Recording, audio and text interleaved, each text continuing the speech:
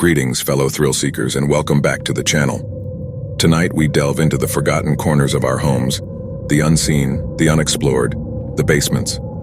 These brooding spaces, often shrouded in shadows and whispers, have a way of harboring secrets, both mundane and malevolent.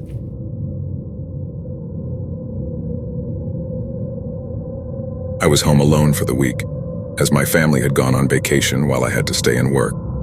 It was around 2 a.m., and I'd stayed up to watch a scary movie in the dark in my basement. I was intent on really scaring myself and seeing how far into terror I could really go, while still knowing I was safe in my own home. It was then that I heard pounding footsteps on the first floor.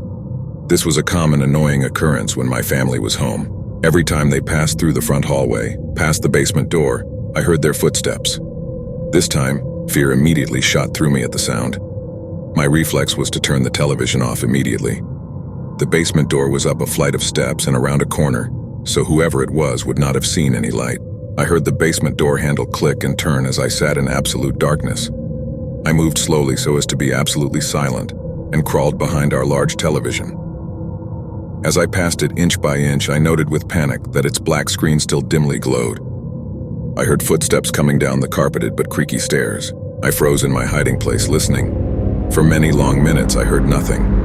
Had the intruder seen the television's afterglow, or had it faded in time? Was he standing in the pitch dark listening for me? I seemed to lie there in total silence for an interminably long time. My panic began to fade, and I began to think more clearly. Had I really heard an intruder? Could someone possibly be standing there in silence for so long without making any noise? The basement was so exceedingly quiet that the silence itself began to hurt my ears. Could the unknown person really avoid any noise from shuffling or breathing or anything else? If there was an intruder, he was still in the basement because the creaky stairs were incredibly loud.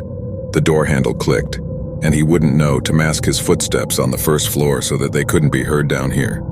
I began counting in my head, trying to pass the time, as drool fell from my mouth onto the carpet.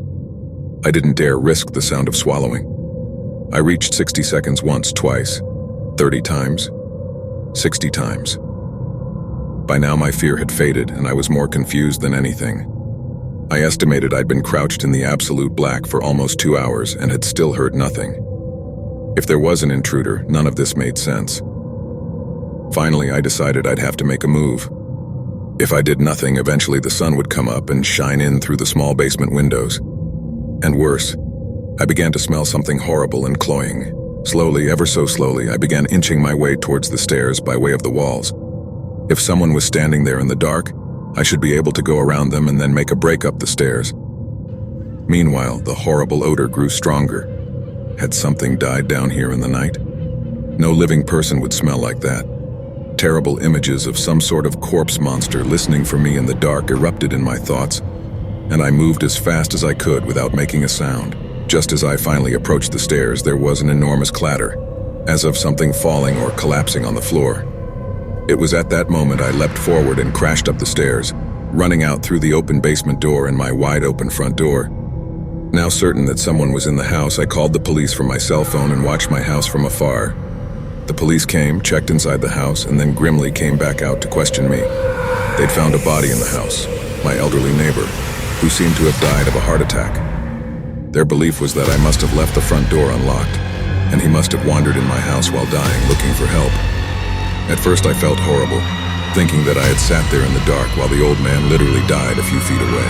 Then it occurred to me, what the hell was that loud noise of things falling? That last prompted me to bolt up the stairs and out of the house. I asked the police and they confirmed. The back door of my house had been left open as well, near a single bare footprint in the mud.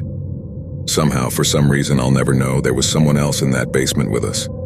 Silent, waiting, and listening in the dark over the fresh corpse of an old man. If you're new to the channel, hit that subscribe button